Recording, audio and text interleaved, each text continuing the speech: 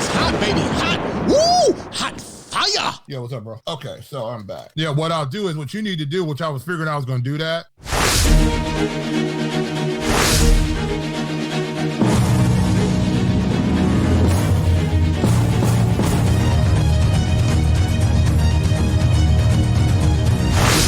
You know what it is. It's the Sizzle here on Iron Skillet Radio, Iron Skillet Television. It's the Sizzle, the talk of the 219, the best information from the 219. You know who's in the building. Jay Sizzle. Yes, sir. Rich Sizzle. Hola, buenos dias. Buenos dias, my friend. We're getting ready to give you the hot information. We're getting ready to give you that fire that you know you need in your life. So let's jump into it right away. Let's get to talking about the Bulls. The Chicago Bulls. We last left off on the episode of The Last Dance on episodes 1 and 2. We're moving into episodes 3 and 4, the Bulls' Last Dance docuseries, which is exclusively showing on ESPN. Fellas, let's start with the aged elder statesman in the building. Jay Sizzle, what did you think about episodes 3 and 4 of The Last Dance? Man, they were all about the bad boy Detroit Pistons. And I think Michael Jordan don't like them at all. It was really interesting just to see the inner workings of that actual rivalry, the beat down that Jordan took. And we realized that, but we just didn't when you see it in slow motion and you see these guys whacking Jordan, Lambert whacking him again, how did this guy keep attacking that basket like that? To me, that just extended my thought process about just how great Michael Jordan really is. It really did. Rich Sizzle, what were your thoughts after watching what type of punishment Michael Jordan took from the Detroit Pistons? Yeah, like Jay says, it's been 20 years, longer than that now. He is still mad about that. I mean, you watched at the end of episode 4 when they says, hey, we want you to read this that Isiah Thomas said about it. And he's like, yeah, I'm not watching that mess. You know, whatever he said here and there, man, that was scripted there. But he's not having it. That some injuries can puncture deep down in that lung capacity and just won't let go. He's not letting that go. He ain't letting it out. Actually, he's not. Here's the funny part. Isiah Thomas had a retort on ESPN when he spoke about if the animosity between the Bulls and his Pistons team is what kept him off the Dream Team. And he said at that point, if that's the thing that kept him from the Dream Team, that's what he's most disappointed about. Is that a factor in Isiah's legacy? Will the factor of what they did with the Bulls, will that go down? Will that play negatively against him for the rest of his life? Not even career, his life. Well, you're looking right now where you see that he is not clapping back at Jordan. He basically fell on the sword and said, well, you know, that's it. I don't feel that way so much now. And Michael Jordan kept him off that Dream Team. There was no way that Isiah Thomas should have not been on that Dream Team. He should have been on that Dream Team. We all know that. Michael Jordan, I believe, and I'm going to say it, Michael Jordan hates Isiah Thomas. I think he hates him for what he did to him. And I think the greatest hate that you could have, look, I'm going to tell you the reason why I think that. Look how well he took on John Sally later on. Look how well that they came on with Dennis Rodman, open arms. And Dennis Rodman put the beat down on him on a regular basis. Isiah Thomas wasn't the one taking him out the air, smacking him around down in the post. Those guys were. But he just didn't like what Isiah stood for, how he led that team. And it really showed it. At the end, Michael Jordan got the greatest get back. 30 years later, nearly, he's still smacking him upside the head about this. You don't have no Olympic gold medal, and, you know, I'm still the man. Yeah, there's documented beef from his rookie year. If you go back when they talked about Michael Jordan making the All-Star team as a rookie and how Isiah Thomas refused to pass him the ball. Yeah. He's like, youngster, you got to, put in your dues and all this other stuff. There were problems there already. And like Jordan says, I'm not necessarily picking too many sides here, but Jordan said it. Said, hey, when they kicked our, shook their hand, hey, good series, congratulations, whatnot, everything like that. For them to walk off was kind of like, icing on the cake. It's like, nah, we can't go back. And I think that was something that, as crazy as it sounds, Jordan needed to see the amount of disrespect. It's like, hey, this is sportsmanship, and you're not gonna give that kind of sportsmanship back. And even Isiah Thomas had admitted, like, yeah, we put him through hell. We beat him down, beat them down, and it was fair to whine about it because you're watching them, and it's like there's like 6 fouls on this play that they didn't call not one. I'd have been a little upset too. So it's not that you're whining; it's like you want the game to be played legitimately. Calls to be called fair, they weren't being called.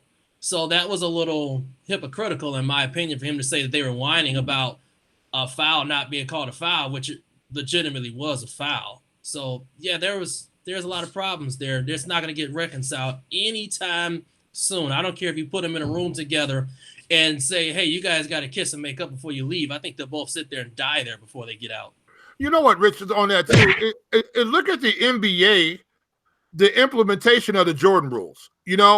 They knew that the Pistons were playing like that and that they were literally trying to injure Michael Jordan. Let's just say it. That's what they were trying to do. And I'm amazed that in the early 1990s like that they allowed that type of physicality to go, because the league was physical, but it was never as physical as against the Bulls and the Detroit Pistons. It just wasn't that. So I'm looking at the Larry Birds, the Isiah Thomas.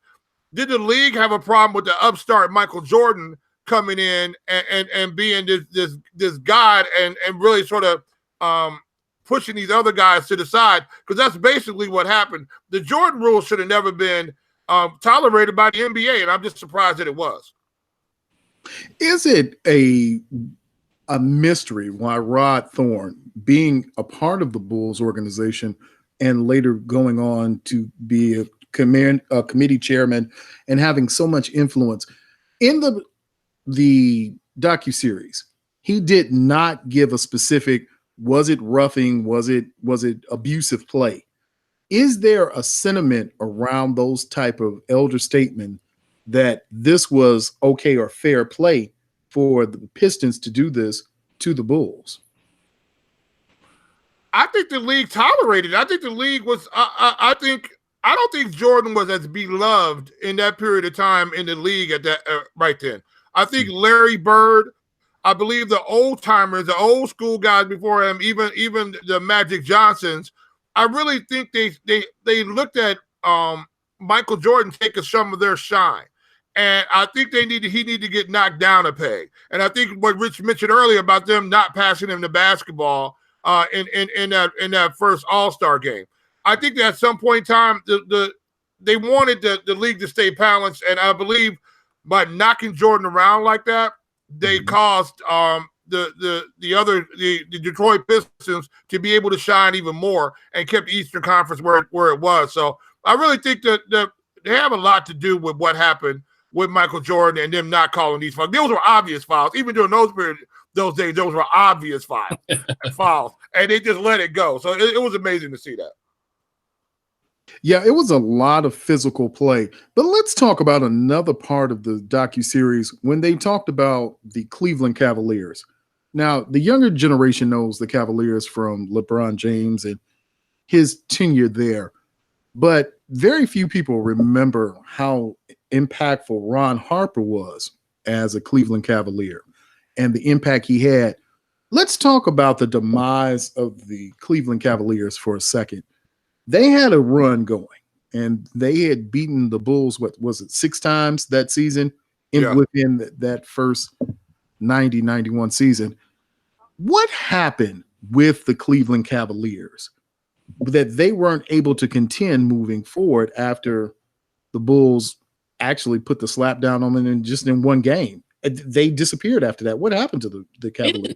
I don't think they disappeared because they were right back in conference finals in 92 against the Bulls on their second run. So they had a good team. They had players that this generation may not necessarily recognize. We do. Craig Ehlo, Mark Price, Brad Daugherty. We know Ron Harper from the Bulls, but Ron Harper from the Cavaliers was an 18, 19 point scorer back in that time. So I won't say that they just faded off to black. It's just that the teams, like you said in the 80s, we didn't talk about the Bulls like that because you had the Celtics, you had the Pistons, and then you had a Cleveland Cavaliers, a young Cavaliers team that was rivaling the Bulls. Same thing with the 90s. You don't talk about any team in the 90s because it was the Bulls. And then after the Bulls was the emergence of the Spurs and Kobe and a couple of Houston Rockets teams in there. But everything else is like, who? Kind of thing, because they didn't do anything. That Bulls team wasn't there. The Cavaliers would have made it into the finals in 92 and might have actually won against the Portland Trail Blazers. Interesting. That's an interesting take. I've never thought about Cleveland actually advancing had they faced Portland. Jay, what were your thoughts about what was happening on the West Coast during that time? You had your Portland, but you still had the powerhouse of the Lakers. But it seemed as though they were fading. After that last series they had with the Bulls, it seemed like the Lakers never got footing again.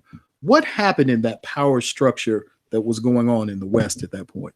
Well, the West was all in over there. I mean, you had the Lakers were going, and you're talking about the Showtime Lakers. You're talking about a team that looked like they were unbeatable for a long stretch. Prior to that, they were the class of the NBA, and all of a sudden they got old. I mean, it's just like teams happen. They got old and they couldn't run anymore. And what they were great at all of a sudden became one of their biggest hindrances. So I think what you saw was a Michael Jordan led Bulls who were at the precipice of beginning this new era of free-flowing NBA basketball. And I believe the teams out west, you look at even the Cleveland that we just talked about, they really got caught into this fast-moving offense that they were used to this one-on-one ISO basketball, and all of a sudden you have this triangle coming into effect, and it was just something that they hadn't seen. They weren't used to having 33 different options when you pass a basketball, and nobody was doing it. It reminds me of when the Bears were running the 4-6 defense. Nobody saw it, and they didn't know what to do with it, and all of a sudden you had all these guys being able to attack the basket at the same time. I just think these guys got out-coached. And they were still stuck on that one-on-one ISO basketball, and they're being shepherded into a new era of basketball then.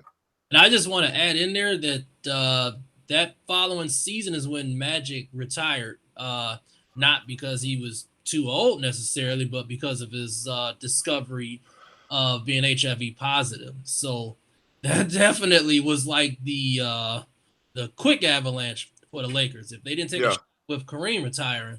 Because I think you still had some good years left with Worthy and Magic, and Vlade Divac was kind of coming into his own. They wouldn't have been going too far, put it like that. But when Magic goes out, that's just a wrap. I don't even remember what their win-loss ratio was, but it wasn't the greatest. It's funny. I did a trivia question in the house. I said, "Who was Vlade Divac traded for?" And everyone just had this blank stare. It was the trivia edition. I said, "You don't remember who Vlade Divac was traded for?" And they were like, no. May not remember who Vlade Divac was. Yeah, that's it. That's what I was about to say. Yeah, they all forgot that's how Kobe Bean Bryant got to the Lakers. And we look at those little things, and we look at what was happening around the Bulls at that time. And it was an amazing thing. But, Jay, let me ask you this. Former guard B.J. Armstrong discussed that at one point that Pippen's migraine was the most important part of the game in Chicago's franchise history, which changed the course of their movement towards the championship. Do you agree with that statement, or do you make another assessment for why they were so effective moving forward against the Pistons? No, I think Scottie Pippen were they going to win that series anyway if Scotty was at full tilt? You know what I'm saying? You still were looking at a Detroit Pistons team that was still the cream of the crop in the East. And so I don't even know if Scottie Pippen was still at full throat, were they going to be able to go? So, no, I don't really think that was that big of I mean, yeah, it was a big deal that he couldn't play well that particular game. But I really think the Pistons at that point was still a better ball club. And it took a while here before the Michael Jordan and Scottie Pippen and those really had to change their mindset to get ready to beat that Detroit Pistons basketball club. Hey, let me ask one of you this question because it was racking my mind when I was watching it. And I remember tidbits of it. Did it seem like they were kind of walking on eggshells about that situation? Because if I recall when they talked about the migraine situation, they had followed by questioning Scottie Pippen's toughness at that time to have such kind of a breakdown on, at that point, the most important game of your life. You know, it's funny when we look at Chicago sports, we have this just happened with a player in terms of Trey Burton, who has migraines and gets sick. He has performance anxiety. And one of the things that we know about migraines is migraines can be triggered by stress. And in this situation, it was never a clear cut. No one, as you said, no one said it specifically. They all walked around it. But Jordan's face was the tell. When you watch the documentary, his face and the look he gave, kind of the, yeah, okay, he had a migraine. That was the tell that let you know that at some point there were some issues going on. There were questions about, was it really a migraine or was it anxiety? Was it performance anxiety? But we do know that Scottie Pippen came from a lot of tragedy and heartache in his personal life. His family had a lot going on. So I don't know if you ride it out, maybe that was the watershed moment needed for Scottie Pippen. That was his turning point. Maybe that was the tipping point for him to say, I've got to get mentally. It's not about the physical strength now.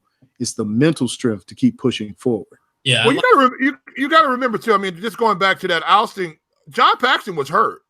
So Craig Hodges had started, and I think he went 3 for 17 from the field. So there was no help out there. And the mere fact Scottie Pippen was having his migraine situation, you got a Craig Hodges not holding up that end. Like I said, I don't think that they were going to win that game anyway, unless Paxson played out of his mind. I mean, that's Pippen played out of his mind. So they were undermanned going into that ball game as it was. So as you look at it, you really look at it, they still couldn't get past the Pistons. And I think that's why Michael Jordan was so disappointed, because I think he thought right then they had a chance to beat him, and he felt like Scottie just let him down.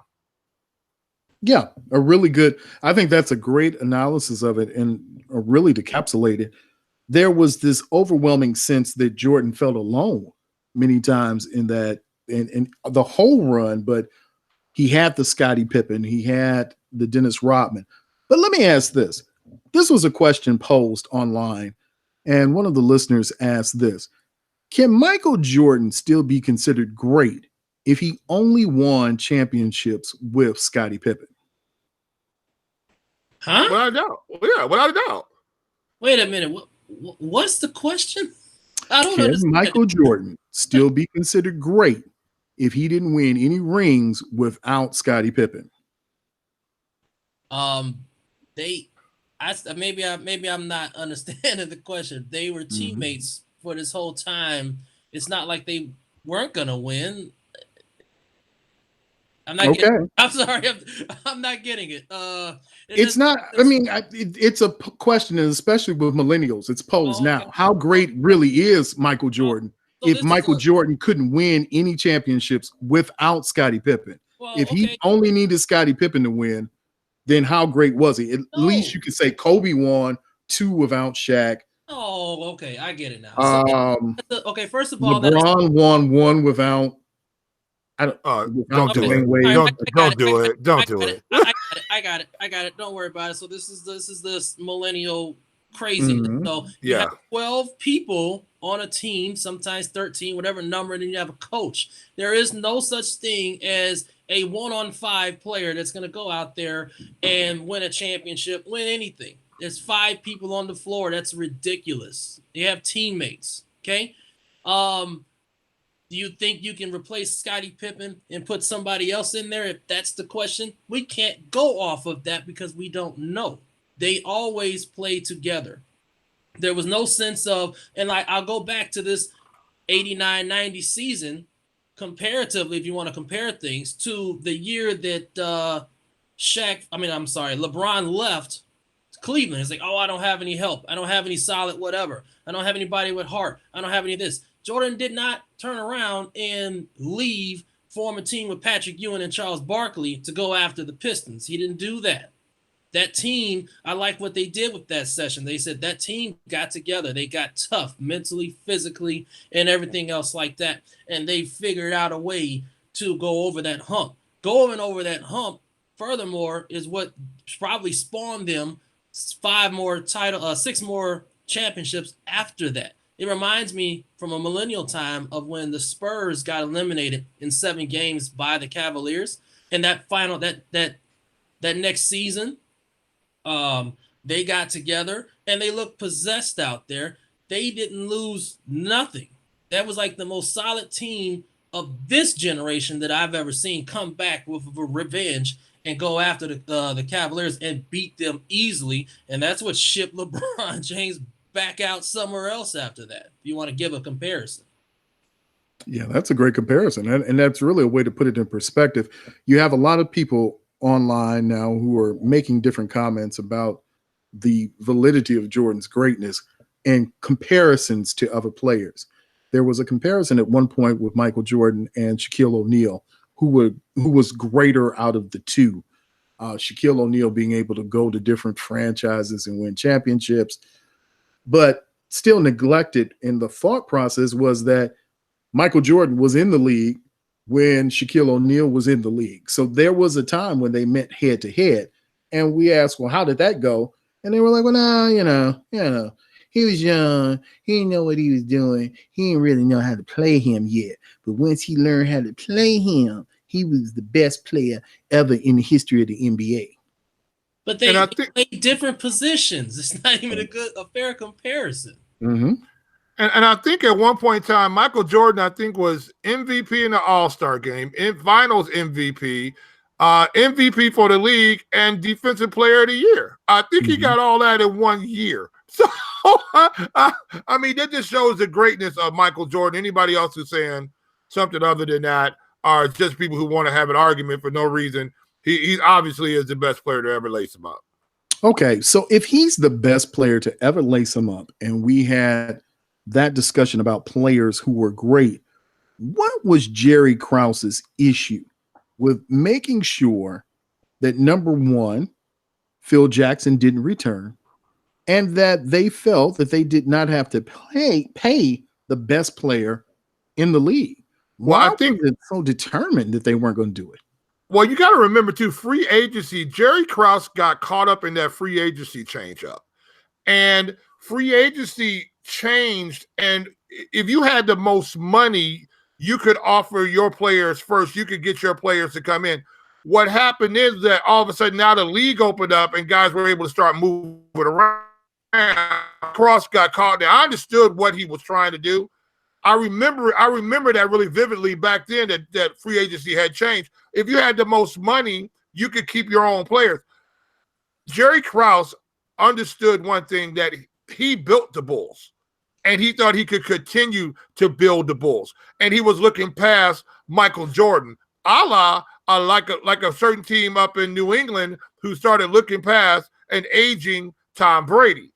And he looked past him for 2 more years. Tom Brady played up with the New England Patriots 2 years longer than probably his coach wanted him to. So I think Jerry Krause was just had the mindset that he was going to keep trying to build a winner, and found out when they changed the free agency rules on him, he was stuck, and all of a sudden that's where you saw the decline of the Bulls. That's a good tease, because, in the second half, we're going to talk about what happened in this weekend's NFL draft, this past weekend's NFL draft, but we've got some comparisons. We've got some baseline to go with. Let me ask this then. Was it a good idea for Jerry Krause to make the statement during the playoffs or during that push during the All-Star game that not only to make the statement that Phil Jackson wasn't returning, but admit that he was trying to openly trade Scottie Pippen? Well, look, Jerry Krause was looking at an aging Bulls basketball team. And he was thinking at this point, what can I get for Scottie Pippen? Maybe and I think for whatever happened is that Jerry Krause got read behind some kind of way because Scottie Pippen was abusing him. Number one, we saw that in the docuseries, and that you're not going to talk to me like that, young man.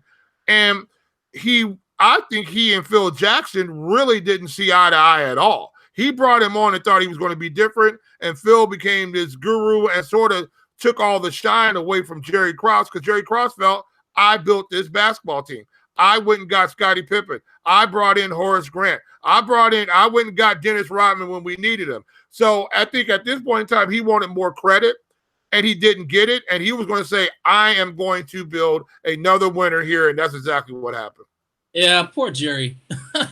I know it sounds bad. All he wanted was a little bit of credit. Did you see him when they were dancing on the plane? Yes. Yeah, that was incredible. He just looked so he just looks so whatever and out of place. And he just always just like, he just wanted to be loved. Could they have found somebody to have been his friend? I mean, that's all he really was. That's all. You see stuff like that, that's a cry for affection, pretty much. If nobody was giving it to him because they're all trapped up in what they were about. Meanwhile, people forgot to give Jerry a hug. And that's nobody's fault, in my opinion. Now, go back a second. Jerry Krause found a diamond in the rough, okay? He caught Scottie Pippen at his vulnerable state and knew he could underpay him at what he could pay him and keep him there. That is like you said in the last show, that's great business to find somebody that will overplay what their potential is. You tell somebody that we're only going to pay you $5 million in today's league, they're going to get $5 million worth of play out of them and nothing more. So that was great on that level. But was Jerry his own worst enemy? Sure it was. I have no idea. Maybe if you look at it, the media wasn't what it was back in 98 as it is now. So that may have had something to do with it. And might have been like that, may have been that, the rules that this doesn't get said or this doesn't do that, and then that it leaks out like it is now. There are no rules in the media now. Back then, there might have been set rules, and that's how it got out. I don't know. But I have a feeling they're going to go more into that as the show goes on. Let's move right on to the present day Bulls because we have to find out what they're doing. Presently, the Chicago Bulls have overhauled their whole basketball operation, and they've gone in and and overhauled the whole front office. Now, the Bulls have signed Mark Eversley as the new general manager for the Bulls, making him the first African-American executive to have power within the Bulls. Jay Sizzle, is this a good hire for the Bulls? Well, I mean, he did well with the Philadelphia 76ers. Other than that, to tell you the whole truth, we're going to wait and see on this one. I mean, Arturis likes him. Mm-hmm. I mean, they went and snagged JJ Polk off the New Orleans Pelicans. So they're putting together that we won't know until they cook this soup. We won't know. Sure. You know what I'm saying? We won't have an idea. And I don't think he might be an African American because he's on the continent of the Americas, but this guy's from Canada. You know what I'm saying? Yeah. And so he comes in with a little different perspective. And I think, and the question is now, are they going to be able, it seems to me that they're going to really the Bulls are going to be really a European-based team. I really think that's what's going to end up happening. I think you're going to see a lot of guys on this team. You're not going to be able to pronounce their names. And, and I think that's how they're going to try to build a winner here in Chicago, because what they have right now, roster-wise, I only see maybe 2 or 3 of those guys on this roster right now, 4 tops, that are going to be there when the Bulls actually start winning.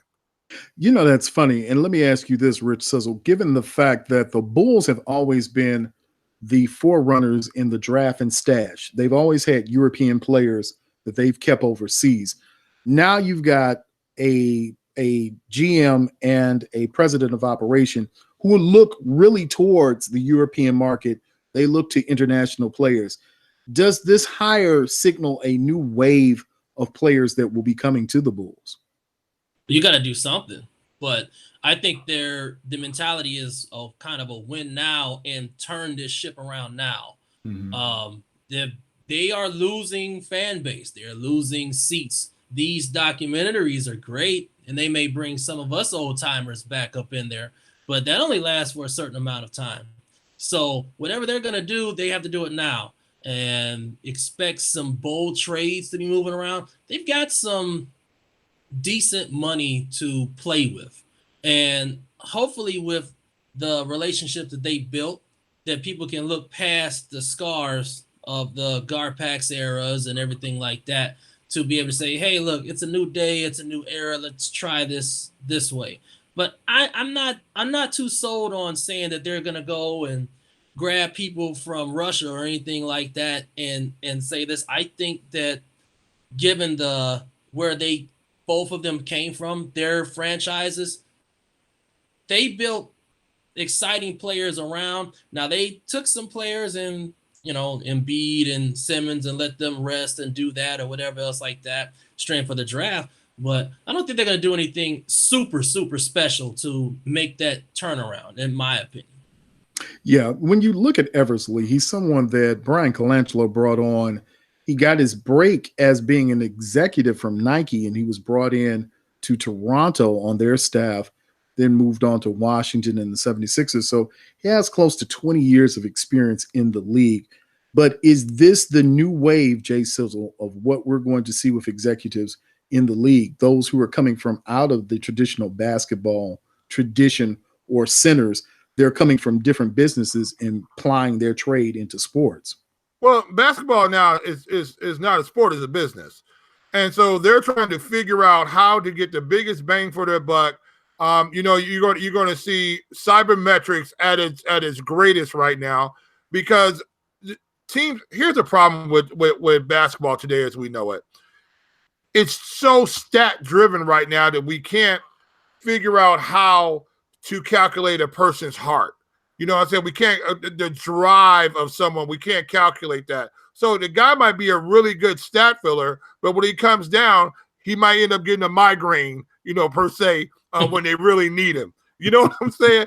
So right now, I think what you're looking at, I think they're looking for guys who are coming out of tough situations. That's why you see all these European guys coming over here and playing, because they're not used to being on this AAU circuit here in the United States, where these kids are treated like gold.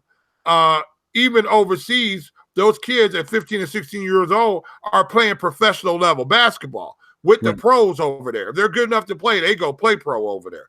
So it's not like over here where these kids are coddled to over this period of time. And so now you're just seeing a non-team-based athlete over here, and they really try to bring in guys because, as we know, as Jerry Krause says, organizations win championships. And I think that's what you're going to try to see right now is that these guys are going to try to get an organization to win a championship. You know what? I can't take your foolishness any longer, sir. On the other side, we're going to hop to break for a moment, but when we come back, could the best quarterback in the NFC be on the move? Next. It's the Sizzle back in the building, baby. You know how we come to do, and you know what we come to do. We are in the building.